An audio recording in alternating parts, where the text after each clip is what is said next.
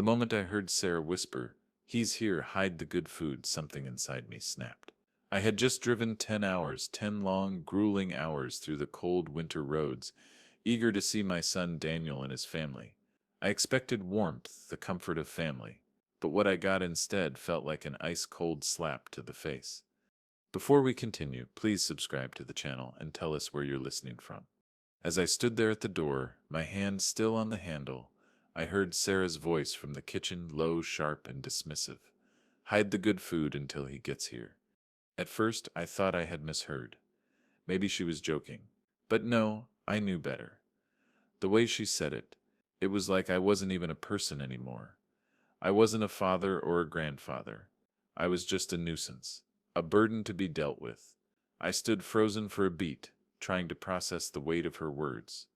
Hide the good food until he gets here. A simple phrase, right? But in that moment, I felt every inch of my value, my importance, slipping away. In my own family, I was no longer needed, no longer wanted. I took a deep breath, and for a moment I wondered if I was just overreacting. Maybe this wasn't as bad as it seemed. But as I stepped inside, that knot in my stomach grew tighter. I forced a smile, pretending like I hadn't heard anything. Daniel greeted me with his usual smile, the one that never failed to make me feel like things were okay, but it didn't feel real this time. I could see it in his eyes. He wasn't the same, not anymore, and neither was I. I sat down at the dinner table, trying to shake off the unease. But every little thing Sarah did, from the way she moved around the kitchen like she owned it, to the way she looked at me, reinforced the feeling that I wasn't just a visitor in my own home. I was an outsider, a stranger. But it wasn't just about that moment. It wasn't just the coldness or the way she ignored me. It was everything that had been building beneath the surface, things I hadn't been able to put together until now. The subtle changes, the way decisions were being made without me, the way my son, my only son, was listening to her more than to me. I realized something in that instant. Sarah wasn't just a part of the family anymore, she was running it, and I was losing my place in it. As the dinner continued, I could see it clearer than ever. Sarah was running the show now, and I was just a figurehead, a ghost in my own family. I had built this legacy, this family business, and yet here I was left to watch as it was slowly taken from me, piece by piece, right under my nose. The question started to form, though I didn't want to ask it. How long had this been going on? How long had I been blind to what was happening right in front of me? I wasn't just angry, I was devastated. And more than that, I was afraid. Afraid that everything I had worked for, everything I had sacrificed, was slipping through my fingers. And worse, I had no idea how to stop it. But I would find a way. I had to. Because this wasn't just about food or a place at the table. It was about everything I'd worked for, my legacy, my family's future. I wasn't going to let Sarah take it, not without a fight. But how could I fight back? What did I have left to stand on? And would it cost me the one thing that mattered most? My son? That evening I couldn't shake the feeling that something was off. I kept replaying Sarah's words in my mind. Hide the good food until he gets here. It wasn't just an offhand comment. No, it was a carefully crafted reminder of my insignificance in this house. A symbol of how far things had come, how far Sarah had come. As we sat around the table, I couldn't help but notice how Daniel was deferring to her, the subtle little glances, the way he would look to her before making any decision. It was as if he was looking for her approval. And why not? She had made sure of that. I could feel my frustration growing, but I knew I had to keep calm. If I lost my temper, if I let her see how much she was getting under my skin, it would be like handing her the victory. So I bit my tongue and pushed the food around on my plate, trying to ignore the gnawing feeling in my gut. Daniel was talking about work, the kids, things that should have been comforting, but I couldn't focus. My mind kept racing back to the kitchen, to Sarah's quiet manipulation, to the fact that for months I had been allowing this to happen. But tonight, it was different. I wasn't just going to sit there and pretend everything was fine. I had to face the truth, even if it was ugly. I kept thinking about the small things that had been slipping through my fingers, the subtle decisions that Sarah was making without consulting me, The fact that the family business had become something I barely recognized anymore. It wasn't just about food or holidays, it was bigger than that. The more I thought about it, the more I realized she was taking over. I watched Sarah out of the corner of my eye as she made small talk with Daniel, talking about the new furniture she wanted to buy for the living room as if it was hers to decide. And then, in the middle of a casual conversation, she casually mentioned an investment opportunity that she thought was a good idea. But when I asked for more details, she shut me down immediately. "We're handling it, Ricardo. Don't worry about it." Her tone, that dismissive edge, it made my blood boil. It wasn't just about money. It wasn't just about the family business. It was about control. Sarah had been slowly taking control of everything that mattered. And the more I watched, the more I realized that my son was being pulled into it. Daniel had no idea. He had no clue what was happening right under his nose. The gut punch came when I overheard Sarah in the next room, talking to someone on the phone. Her voice was soft, as if she was trying not to be heard, but I caught the tail end of the conversation. "Once we take care of this little investment, the business will be all ours." Ours? It wasn't just the words. It was the confidence with which she spoke. She wasn't just talking about a shared future with Daniel. She was already planning for something bigger, something that didn't include me. My heart sank. I had been watching Sarah for months, wondering if I was just being paranoid, but now I knew the truth. She had been slowly, methodically, working her way into every corner of our lives, and Daniel, my own son, was right there beside her, blindly following her lead. I couldn't let this go on. I had to do something. That night, as I lay in bed staring at the ceiling, the weight of everything hit me. I wasn't just angry. I wasn't just upset. I was terrified. I had spent my entire life building something, creating a future for my family, and now it felt like Sarah was slowly erasing it, one decision at a time, and I had allowed it. I had let it happen without fully realizing what was going on. But now I knew, and I wasn't going to sit by and let her tear everything down. No, it was time to act. The more I thought about Sarah's manipulation, the more it sickened me. But there was something else, something that had been gnawing at me for weeks now. I wasn't just angry anymore, I was determined. I was going to find out exactly what she was up to, and I wasn't going to let her pull this off without consequences. It wasn't easy. At first I tried to pretend like nothing was wrong, like everything was fine, but I couldn't ignore the signs any longer. The more I observed, the clearer it became that Sarah wasn't just after money. No, she was after something much bigger. She was trying to take control of everything I had spent my life building, and the worst part was that Daniel was helping her do it. Unwittingly, of course. It was late January, just after the new year, when I decided to take my first step. I had to gather evidence, something concrete, something that would prove Sarah's schemes beyond any doubt. I wasn't a novice in business, and I knew how to dig. I started going through old documents, family records, receipts, anything I could find that might reveal something, anything that could give me a way in. At first, the discrepancies were small, nothing too noticeable. A few payments here and there, odd invoices, some transactions that didn't make sense. I wasn't sure what I was looking for, but I was sure that something wasn't right. So I kept digging. Then I found it. In the bank statements from December, there was a transfer of $50,000. It was marked as an investment, but the details didn't add up. I knew my family's accounts like the back of my hand. Every expense, every deposit, every withdrawal. This was a large sum of money, and the timing was too perfect to be a coincidence. I took a deep breath as I studied the document. The transfer had been made to a company, one I didn't recognize. The name didn't seem familiar, and there was no record of it being linked to any of our family accounts or businesses. But the thing that struck me the hardest was the beneficiary's name. It was Sarah's company.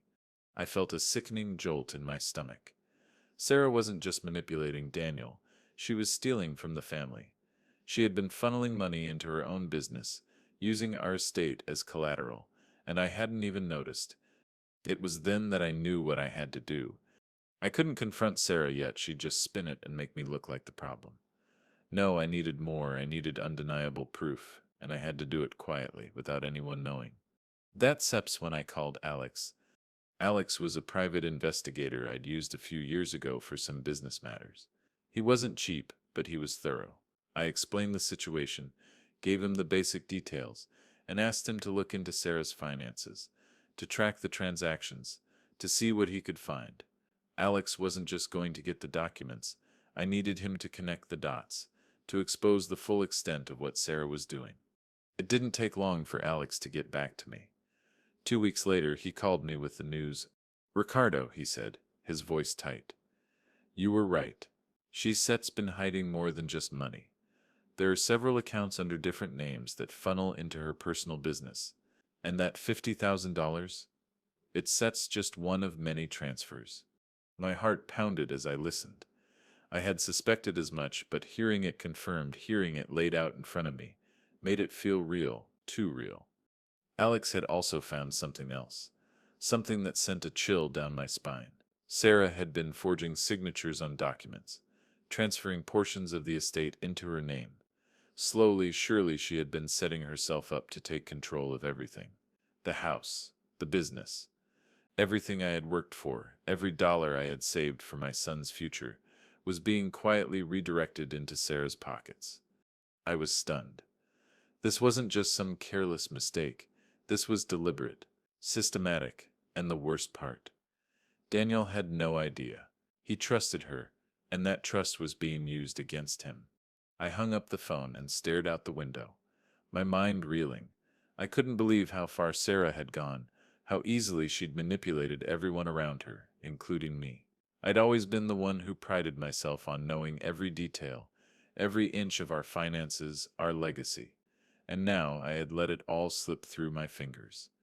But that was going to change. I wasn't going to let her destroy everything I had built without a fight. I had the proof I needed. It was time to make my move. The first step had been easy enough. But now I needed to get the right people involved. I needed to make sure Sarah couldn't cover her tracks, couldn't manipulate her way out of this. I couldn't do it alone, but I had allies. I had a team now, and together we were going to expose her. Piece by piece, lie by lie. I would dismantle everything she had worked to build, and when it was over, I would have my family's legacy back. I had the evidence, I had the proof, but it still didn't feel like enough. The pieces were falling into place, but I wasn't ready to confront Sarah. Not yet. The more I uncovered, the worse it became. I had thought that $50,000 was a big deal, but that was just the beginning.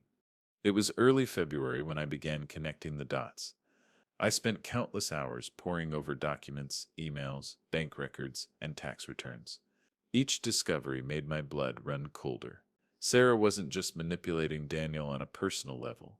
She was running a silent operation to take over the entire family business, one secret transaction at a time. It was the trust that killed me. I had trusted her. She had wormed her way into my family, into my son's life, and now I could see the full extent of her plan. She wasn't just after the business or the estate. No, Sarah wanted it all. She wanted control of every last asset we had. And Daniel, he was a pawn in her game, too blind to see it. The real shock came when I stumbled upon a series of emails that Sarah had been sending to her lawyer. I'd been suspicious of her lawyer for months. He was always there, always too involved in the decisions that should have been mine, and now I knew why.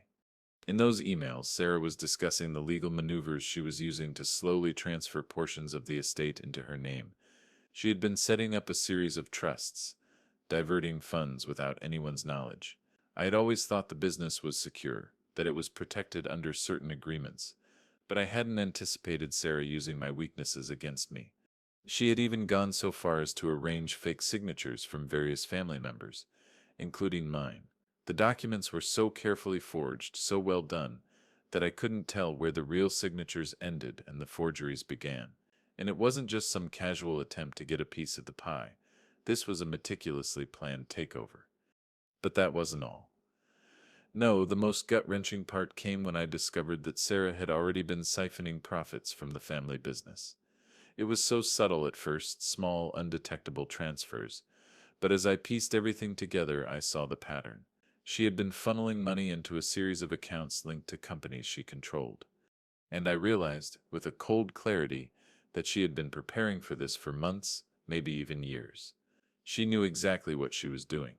She had been slowly pulling the strings, one tiny movement at a time, until she had enough power to make her move. And now she was on the verge of taking everything. Everything I had spent my life building. The betrayal was suffocating. I felt my chest tighten as I sat at my desk going through the details, one document at a time. This wasn't just about money anymore. This wasn't just about her taking control of the business. This was about her taking everything, my legacy, my future, my son's trust, and making it all hers. I couldn't let that happen. I couldn't let her win. I needed to act, but I couldn't go in half-cocked. No, I needed to make sure every detail was in place. I had to make sure that when I revealed the truth, Sarah couldn't worm her way out of it. This wasn't just about exposing her. It was about putting an end to the chaos she had created. So I did the only thing I could think of. I called in Stephen, a trusted lawyer who had helped me through business dealings in the past. He was sharp, meticulous, and most importantly, he wasn't easily intimidated. I wasn't going to handle this on my own. If I was going to expose Sarah, I needed someone who understood the legal intricacies of what she had done. Stephen was horrified when I showed him the documents. "This is beyond manipulation, Ricardo," he said, looking over the forged signatures and the fraudulent transfers. "This is criminal. She's systematically stealing from you." It felt like a weight lifted from my shoulders just hearing those words. It wasn't just me now. Stephen understood what Sarah had done, and he was ready to help me fight back. But I wasn't naive. This wouldn't be easy. Sarah had covered her tracks so carefully. I knew it wouldn't be a simple matter of presenting the evidence and waiting for everything to fall into place. She would fight back, and she would fight dirty. But I was ready for that. I had no choice. That night I sat alone in my office, staring at the papers in front of me. It was time. I couldn't just keep uncovering the truth and hiding it in my desk drawer. I had to expose her. I had to make sure Sarah knew that her days of manipulating my family were over. But as I sat there, I realized something else. This wasn't just about Sarah anymore. This was about my son, about Daniel. I had been blind to the way Sarah had manipulated him, how she had wormed her way into his life and made him believe that she was the only one who had his best interests at heart. And that hurt me more than anything else. Because the truth was, I wasn't just fighting for the business anymore. I was fighting for my son. I was fighting to show him that everything Sarah had told him, everything she had spun in her lies, was just that, lies. This wasn't going to be easy, but it was time to bring the truth to light. It was time to unmask the scheme. It was early March when everything finally came together. For months I had been gathering pieces of the puzzle, fitting them together, bit by bit. But the full scope of Sarah's deception still wasn't clear. I needed to confront my son with the truth. But how? How could I present this? These mountains of evidence without destroying him completely? I had thought about this moment 1,000 times, but the closer I got to the truth, the more I dreaded it. Exposing Sarah was one thing, but destroying Daniel's entire worldview, the trust he had in his wife, the way he saw the future, it felt impossible. I had kept this secret from him for months now, unable to share what I had uncovered. I thought it would be better to wait, to gather more, to ensure that I had every detail, every shred of proof. And I was right. It was time. But my mind was heavy with the knowledge that once I revealed this truth, nothing would ever be the same. It would destroy their marriage.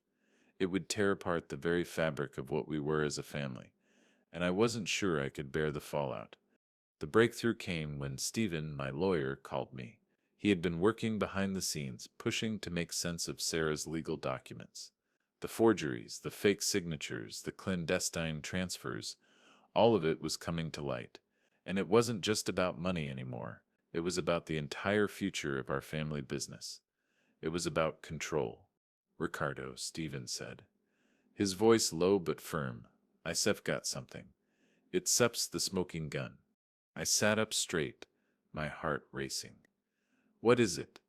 "There's a contract," he said, his tone measured. "A hidden clause in the business succession plan. Sarah has been working with a third party to leverage a controlling interest in the company, and we found a piece of the puzzle she didn't cover. An agreement from your late wife. There's a clause in the original documents that protects your share in the business, unless certain conditions are met. Sarah has been trying to get rid of that clause for months, and now we have the proof that she's been using Daniel as a pawn to get rid of it. I stared at the ceiling, absorbing the weight of Stephen's words. I had known my wife had been smart, meticulous about our business, but I hadn't realized how much foresight she had.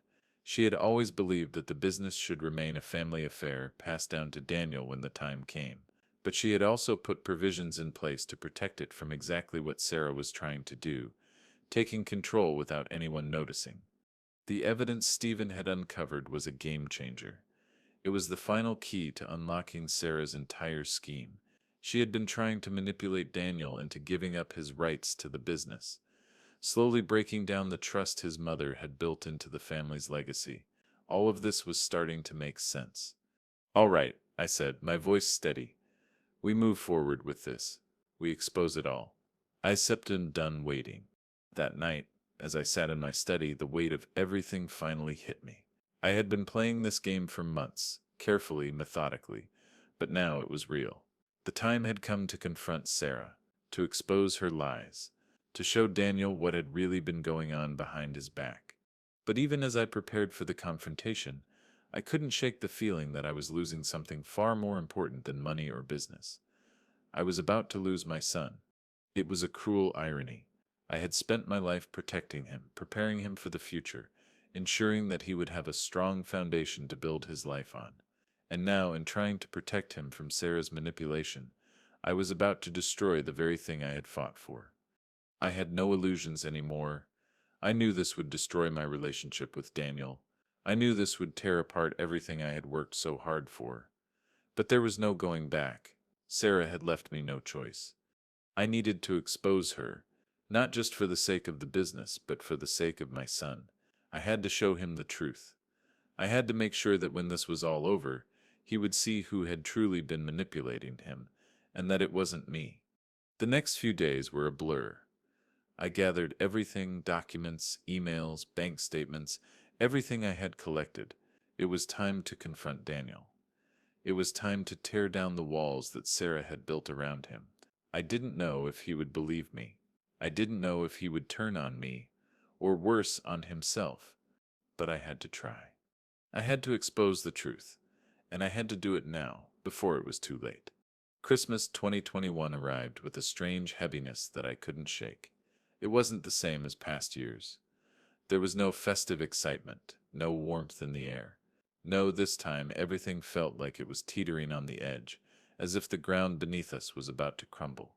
The family was gathering, as we always did, but I couldn't help but feel like an intruder. I wasn't sure who I was pretending for anymore, my son, Sarah, or myself. The documents were ready, the bank statements, the forged signatures, the emails, the contracts. I had everything I needed. The plan was set, and Stephen, my lawyer, had put together a solid case. Every piece of evidence was ready to be presented, all neatly stacked, ready to be revealed at the most opportune moment. But the real problem was Daniel. The last few weeks had been a blur of phone calls, legal meetings, and more digging into Sarah's schemes. It was hard to focus on anything else when I knew that when the truth came out, it would shatter him. I had already seen how she had manipulated him, how she had made him feel like everything she was doing was for his benefit, for the family's future. But it wasn't. It was for her. All along it had been for her. She was playing a long game, carefully calculating every move, and I had no choice but to stop it. The night before Christmas Eve, I sat alone in my office, reviewing everything one last time. I knew this moment would come, this confrontation would change everything, but even so, I still wasn't prepared. How could I be? This wasn't just about business or money. This was about a son I loved and the woman he had married, who had been pulling the strings behind my back. I couldn't let it go any longer. I couldn't stand by while Sarah systematically dismantled the family legacy my wife and I had worked so hard to build. It was time to show Daniel what had been happening in secret. It was time to lay everything bare. I spent that night steeling myself. I walked through the house, from room to room, my mind filled with dread. Every corner of this house held memories of a time when we were a family, when things were simpler, when we didn't have secrets or lies buried beneath the surface. But this wasn't just about the past, this was about the future. If I didn't act now, Sarah would have everything, and Daniel would never see it coming. The next morning, as the family gathered in the living room for Christmas breakfast, I stood by the fireplace watching everyone interact. The kids were running around, laughing. Daniel and Sarah were seated together on the couch, talking quietly as if everything was normal. But it wasn't. It hadn't been normal for a long time. I had already made up my mind. The moment had come. I could no longer stand on the sidelines, pretending like I didn't see the truth. I walked into the room, heart pounding, and as soon as Sarah looked up at me, I knew the time had come. I couldn't go back now. I wasn't just confronting her. I was confronting everything I had built, everything I had loved, and everything that had been stolen from me. Daniel, I said, my voice steady but firm, I need you to sit down. There's something you need to see. The room grew silent. The sounds of laughter faded, and all eyes turned to me. Daniel's face was confused, but I could see the wariness in his eyes. He knew I had been distant. He knew something had been off, but he didn't know how far Sarah had taken this. Sarah, on the other hand, was already on edge. I could see the tension in her posture, the way her eyes flickered toward the door, as if she was trying to figure out how she could escape from what was coming. Ricardo, she said quickly, what's sup's going on? This isn't sup the time for... But I interrupted her. It sits the time, Sarah. It sits exactly the time. I pulled out the stack of documents I had compiled over the last several months, the bank statements, the emails, the forged signatures, and laid them on the coffee table in front of us. Look at this, I said, pointing to the first page.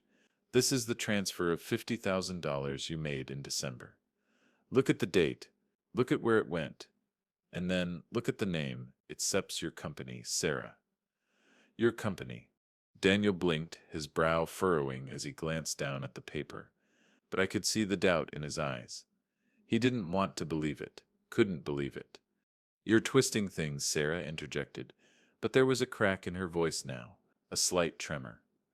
I knew I was getting to her. I'm sad not twisting anything, I said, my voice rising now. This is the truth.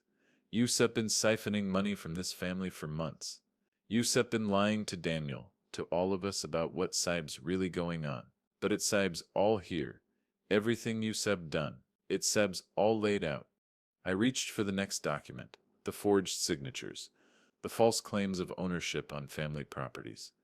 This is a forgery, I said quietly. You had my wife's signature forged so you could take ownership of the business. You've been slowly erasing our legacy, Sarah, and I've had enough. The room was silent as Daniel scanned the papers.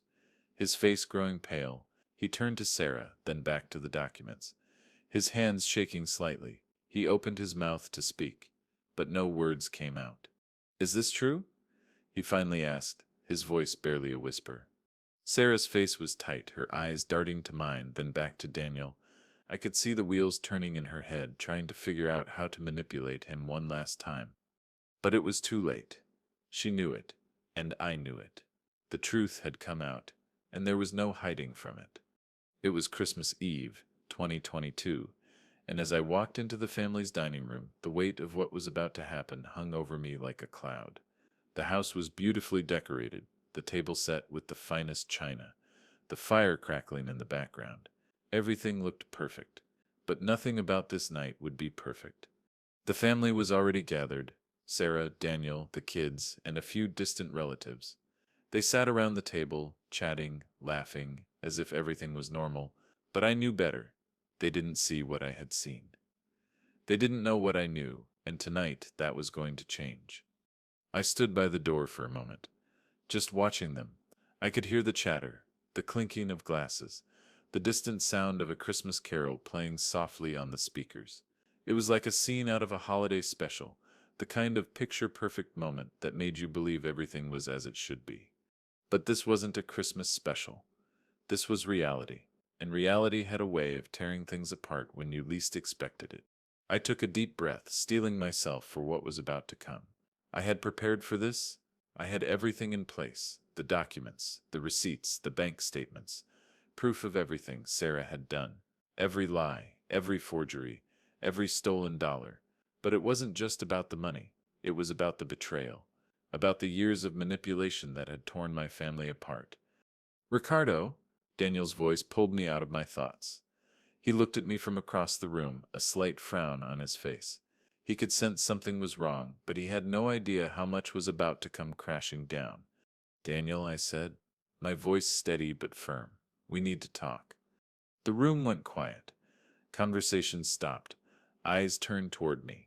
Even Sarah's sharp gaze softened, though I could see the flicker of panic behind it. She knew what was coming. She could feel the tension rising in the air, could probably smell the fear and uncertainty that I was deliberately feeding into the room. I need everyone to listen, I said, my heart pounding in my chest. What I am about to tell you is the truth. All of it. And I won't have it ignored anymore. I didn't wait for a response. I walked over to the table where I had laid out the documents earlier that morning, just beneath the cloth.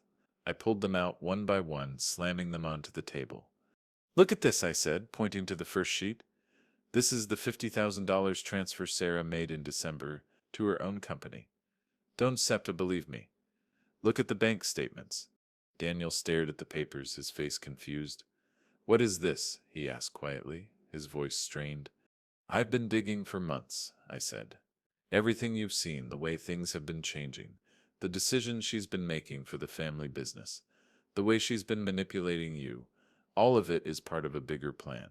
Sarah's been taking money from the family estate, from the business, and from you. There was a moment of stunned silence. No one spoke, no one moved. It was like the room had frozen. I could feel Sarah's eyes boring into me, but I didn't flinch. I couldn't, not now. I never wanted to do this, Daniel, I continued, my voice shaking with anger and frustration. I never wanted to tear this family apart.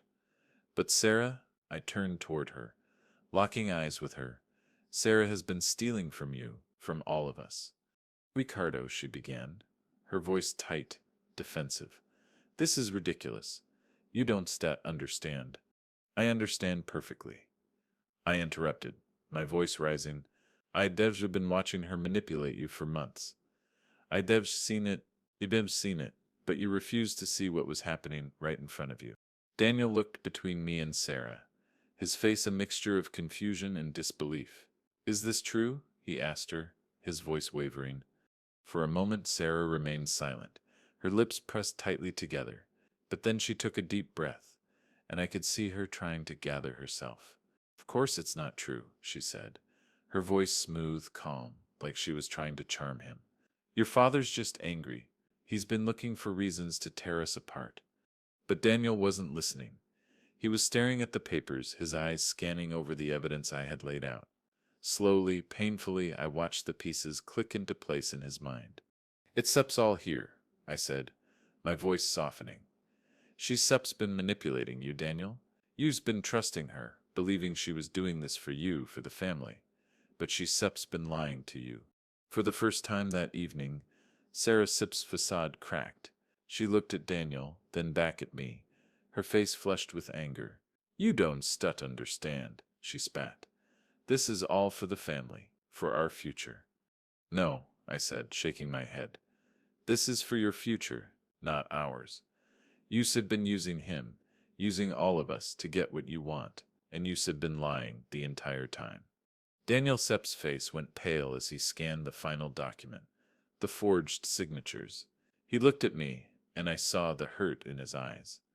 You, he started, his voice barely a whisper. You knew? I knew, I said quietly. I knew for months, Daniel, but I couldn't say anything.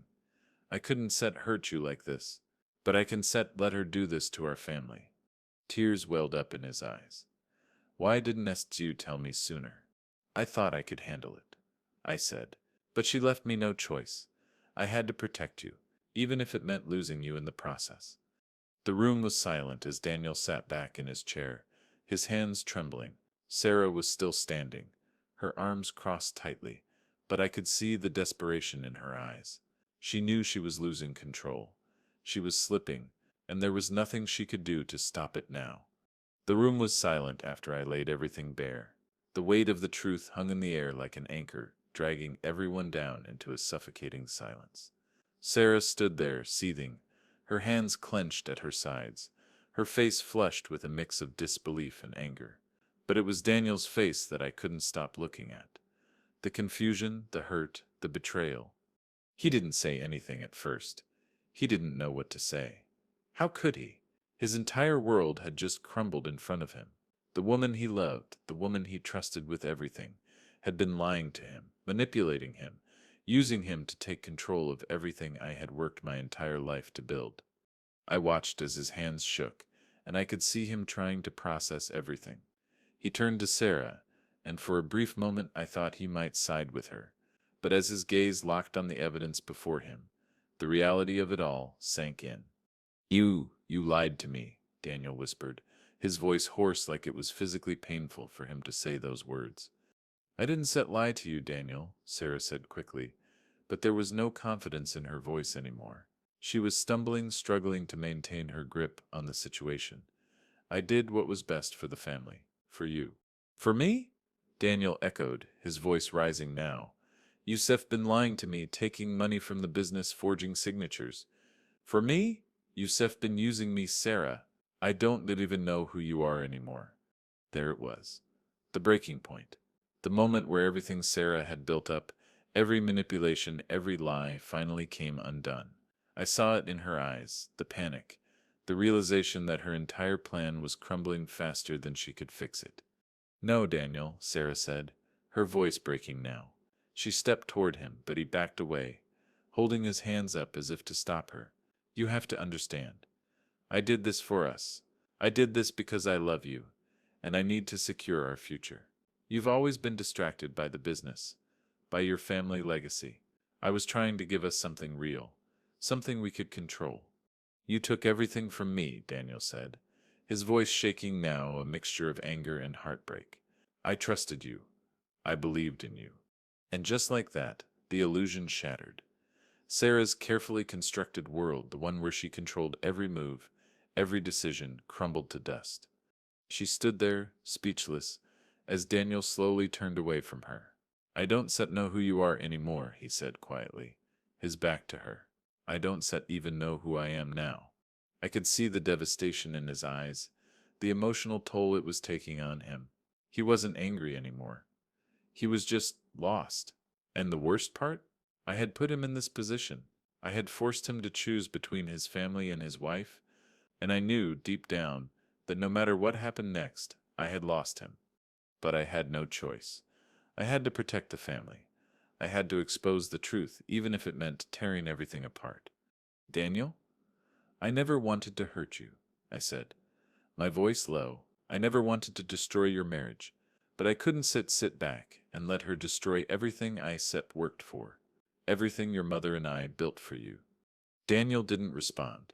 He was still facing away from us, staring out the window, his arms crossed tightly over his chest. I could feel the gulf between us widening, and it hurt more than I could put into words.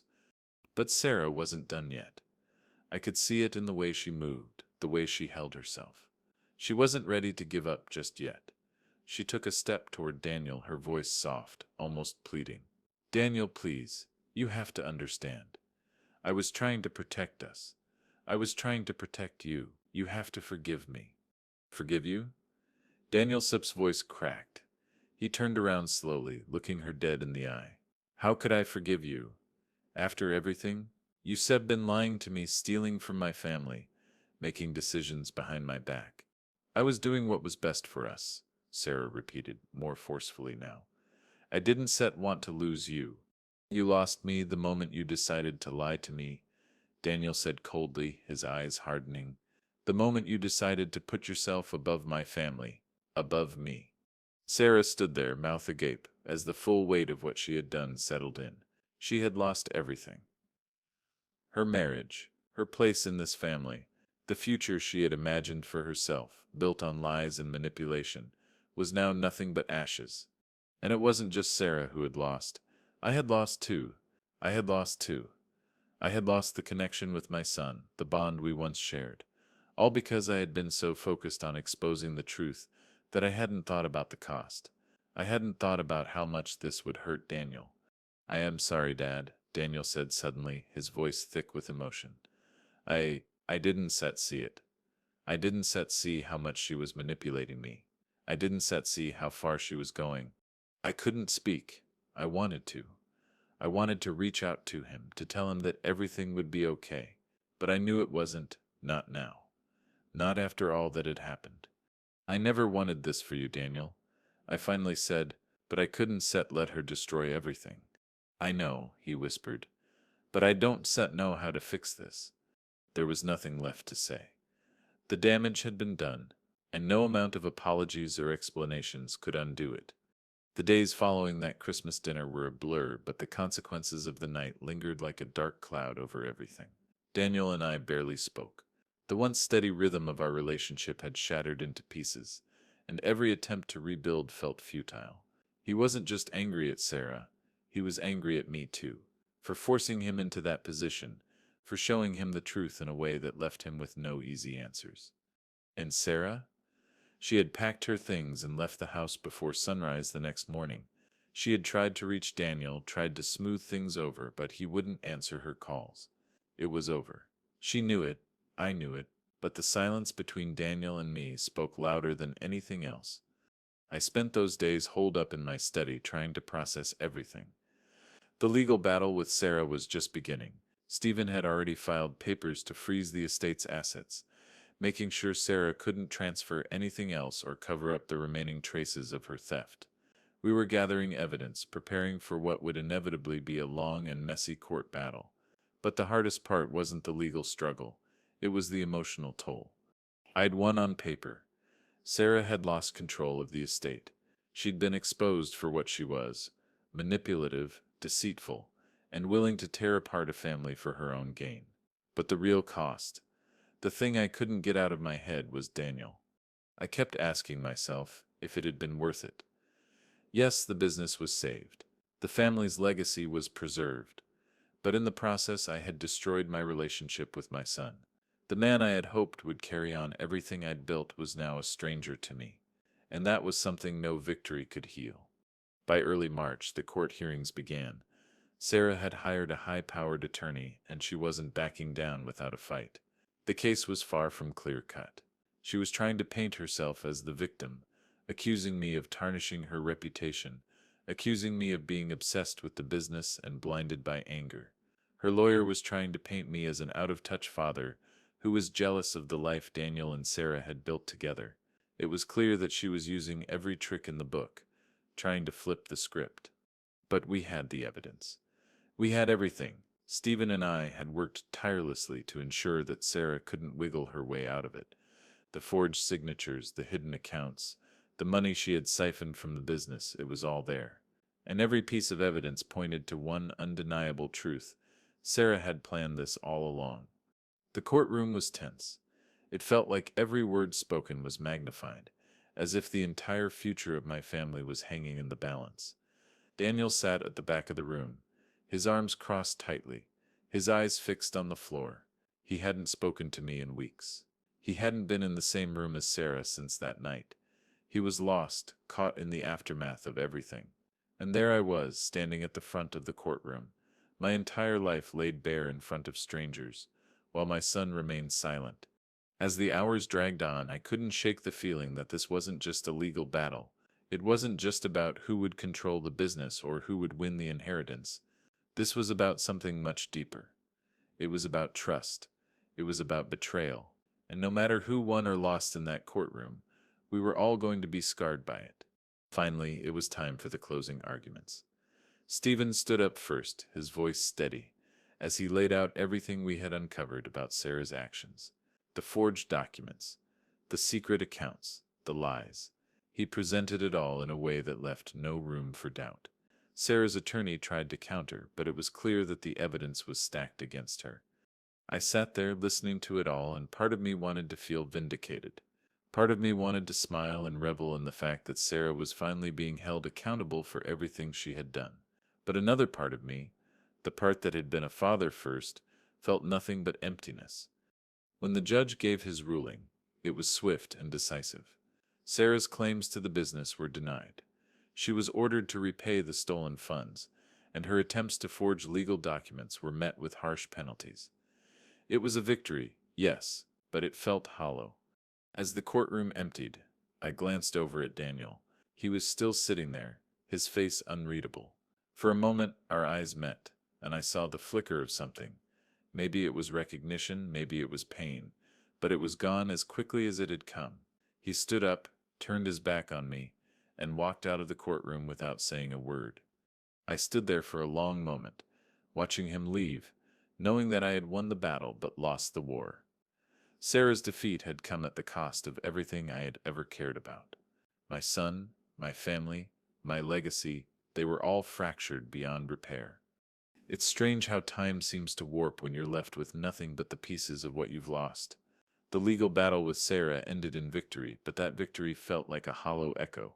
I had spent so many months fighting for my family's legacy, for what I thought was right, but now that it was over, I couldn't shake the emptiness. I had won back control of the business, secured the estate, and exposed Sarah for the manipulative liar she was. But in the process, I had lost Daniel, the son I had tried so desperately to protect, the son who had become a stranger to me, whose trust in me had been shattered beyond repair. And now the business, the house, everything I had fought for felt like an empty shell. It had been nearly 6 months since the trial. Since that night in the courtroom when I had finally seen the harsh reality of what my actions had cost me. I had hoped that time would heal the wounds, that Daniel and I would find a way to rebuild what we had lost. But the distance between us only seemed to grow wider with each passing day. I spent a lot of time reflecting on everything that had happened. I had told myself that I was doing it for the right reasons, that I was protecting my family, securing the future for my grandchildren, and making sure that Sarah didn't destroy everything my wife and I had worked for. And in a way, that was true. But there was another truth, one I had avoided facing for months. I had let my pride, my anger, blind me to the consequences of my actions. I had pushed Daniel away. I had forced him into a position where he had no choice but to choose between his wife and his father. And in doing so, I had destroyed the very thing I was trying to protect, our family. I couldn't ignore that reality anymore.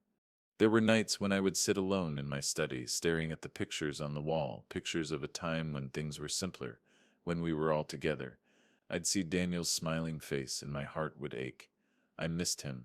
I missed the man he had been before all this. But I also missed the father I had been. The father who was there for him, who guided him, who trusted him to make his own choices. Now, I couldn't even look him in the eye without feeling the weight of what I had done. I thought about reaching out to him. I thought about calling him, writing him a letter, telling him how sorry I was.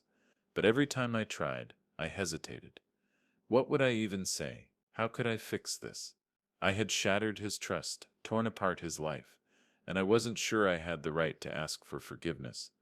The hardest part was realizing that even if I did reach out, even if I did apologize, it might not change anything. The damage was done. The rift between us had grown too deep, and that was when it hit me. The true cost of revenge. The true cost of doing what I thought was right. I had spent so much time focusing on Sarah, on stopping her, on fighting to protect what was mine, that I had lost sight of what truly mattered. It wasn't the business. It wasn't the estate. It wasn't the legacy I had built. It was family. The people who mattered most. The people I should have been protecting all along. I remember the night I sat alone in my study, staring out the window at the city skyline, reflecting on everything, the weight of the years, the mistakes, the missed opportunities, the broken relationships settled on me like a heavy cloak. I had worked my entire life to build something that I thought would last. But in the end, I had sacrificed everything to protect it.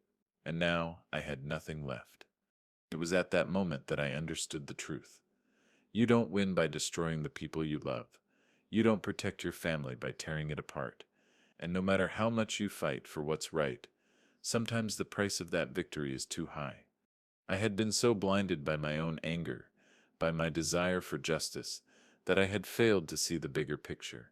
I had failed to see that by trying to protect everything, I had lost the one thing I couldn't afford to lose, my son. The legacy I had fought so hard to preserve felt empty now. The business was still there, still thriving, but it didn't matter anymore. Without my son by my side, without the family I had once known, it felt like a hollow victory. I never got the chance to fix things with Daniel, never got the chance to tell him that I loved him, that I was sorry for what I had done. Maybe it was too late. Maybe he had already moved on, built a life without me, and maybe that was something I would have to live with for the rest of my life. In the end, I had learned that revenge, no matter how justified it feels in the moment, always comes with a cost. And sometimes the price is too high to pay. You didn't lose me, Dad. Daniel had once said to me, his voice strained and raw, "You gave me away." And now I understood exactly what he had meant. Months had passed since the court case ended, but the void left in my life felt deeper than it had been before. Sarah was out of the picture, and the family business was secured, but I couldn't escape the feeling of emptiness that seemed to follow me everywhere I went. It wasn't just the absence of Sarah, it was the absence of Daniel. I had spent my life trying to build something, something that would last for generations, but in the end I had built a monument to my own pride, one that had come crumbling down the moment I chose justice over family. I never expected things to go back to the way they were. I never thought I'd sit down to a Christmas dinner with Daniel and Sarah laughing across the table. Those days were long gone. But I had hoped, foolishly perhaps, that we could find a way to rebuild, that somehow we could patch the cracks in our relationship and find a new way forward. But as the months went by, I realized that hope was slipping away, one painful moment at a time. I had tried to reach out to Daniel. At first I left messages, hoping he would return my call, a simple "we need to talk" message. But I never heard back. Days turned into weeks, and the silence became more suffocating than the anger. I thought I understood what he was going through, that he would eventually see why I had done what I had done. But what I had failed to realize, what I had failed to acknowledge, was that Daniel wasn't just angry at Sarah, he was angry at me. He blamed me for tearing his life apart, and I couldn't blame him for it. For a while I kept myself busy with work. The business had grown even larger under my direction, and it became my sole focus, but it wasn't fulfilling anymore. The long hours, the endless meetings, the endless strategy sessions, they all felt empty. I no longer cared about profits or sales. I no longer cared about leaving a legacy behind. I spent more time in my study, staring at the pictures of the family we once were, and I realized just how much I had lost. Not just my son, but the man I used to be. The man who believed in loyalty, who believed in putting family first. I couldn't even look at the family business without feeling sick to my stomach. It had been my dream, but now it felt like a prison. I had won the battle, but I had lost the war. The price of what I had fought for was too high. It was at the lowest point that I finally understood what had happened. The blind rage I had felt toward Sarah, the need to protect what was mine. It had consumed me. It had made me lose sight of everything that truly mattered. Family wasn't about business. It wasn't about wealth or inheritance. It was about love, trust, and connection. And I had sacrificed all of that. I remember one evening, a few months after everything had settled, sitting alone in the house. The silence was deafening. I walked over to the old chair in the living room, the one where my wife used to sit, and I stared out the window at the city lights below. I thought about the life we had once had, the laughter, the warmth, the sense of togetherness. It felt like a lifetime ago. I finally decided that I needed to talk to Daniel. I couldn't keep living like this, trapped in my own regret. I wasn't going to beg for his forgiveness, but I needed him to understand that I was sorry, that I had made a mistake, that I had ruined something beautiful by trying to hold on to something that didn't matter as much as I thought. I picked up the phone, my hand shaking as I dialed his number. It rang, and then voicemail. Again. "Daniel," I said, my voice thick with emotion, "I don't know if you'll ever want to talk to me again, but I need you to know that I'm sorry. I've spent too much time blaming other people for what happened. I should have protected you. I should have been there for you when you needed me. But I wasn't. And I lost you because of it. I love you, son. And I hope one day we can find a way to heal." I hung up the phone and sat in the dark room for a long time, feeling a sense of finality settle over me. There was nothing more I could do. The damage had been done. I had played my part in the destruction of our family, and now I had to live with that. A week later, I received a letter from Daniel. It was short, only a few lines, but the words stung more than anything else I had ever read. Isef moved on, Dad. I don't yet know if Isef ever be able to forgive you for what happened, but Isef built a new life. Isef happy now, and I think you should focus on that too. Isef's over. It wasn't the closure I had hoped for. It wasn't the reconciliation I had dreamed of, but it was the truth. The hard, painful truth. Daniel had moved on. He had built a life without me, and I had to accept that. In the end, I learned a harsh lesson. You can fight all you want for what you think is right, but sometimes the price is too high. Sometimes the cost of protecting what you love is more than you can bear. And sometimes the things you fight hardest for end up being the things that destroy you. I wish I could have a do-over. I wish I could go back and make different choices, but there's no going back. What's done is done, and the pieces of my broken family are scattered across the years, irreparable and lost. But in the quiet of the night, when the world is still, I know that I'll never stop wishing for a second chance, for redemption, for a way to put the pieces back together. And maybe, just maybe, I'll learn to live with the price of my decisions. A year has passed since the trial, and I still find myself waking up in the middle of the night, haunted by the decisions I made. I've spent countless hours in the quiet, staring at the walls, replaying every moment, every word, every choice. It's a weight I carry every day, and I've learned painfully that there are some things you can't fix, no matter how hard you try. The family business is still intact, but it feels hollow. I go to work every day handling the decisions, signing papers, making moves like I always have. But it's not the same. The enthusiasm, the drive, it's gone. The victories don't feel like victories anymore. They just feel like milestones marking a journey I no longer recognize. I've tried to keep busy. It's easier than facing the truth. I've buried myself in the business, in the things that make me feel like I still have control. But even the quiet moments when I'm alone always bring me back to the same place. The place where I lost my son, where everything I thought I was fighting for came crashing down. Sometimes I see glimpses of him on social media, in passing conversations through mutual acquaintances. He's doing well. He's built a new life for himself. I've heard that he's found peace, something that feels far away for me. It's a bitter pill to swallow. I can't help but feel like I've lost something I can never get back. I thought I had done the right thing. I thought I was protecting the family. But the truth is, I never understood what it meant to protect the people I loved. I was so caught up in trying to save the legacy that I forgot about the people who actually made it meaningful. I remember the day I first realized that Sarah was manipulating Daniel. The warning signs were there, but I couldn't see them. I was blinded by my pride, my desire to keep control, to keep things the way I wanted them. I thought I was being the protector, the father who steps in when things go wrong. But what I failed to understand was that sometimes the best way to protect your family is to trust them. I had pushed Daniel away. I had forced him into a situation where he had no choice but to make an impossible decision, and I couldn't blame him for the way things turned out. He made his choice, he chose to move on, and I could see why. At times, I still hold on to a small, flickering hope that things might change, that somehow Daniel will come back into my life, that will rebuild what was lost. But that hope is fading, slowly, painfully. It's becoming clear to me that the distance between us is something I can't bridge. It's a gap I created. I think about Sarah too. Not with anger, but with a kind of resignation. She did what she did, and she paid for it. The business was never hers to take, and I'm grateful that she's out of the picture. But in a way, I see how she was a product of her own insecurities.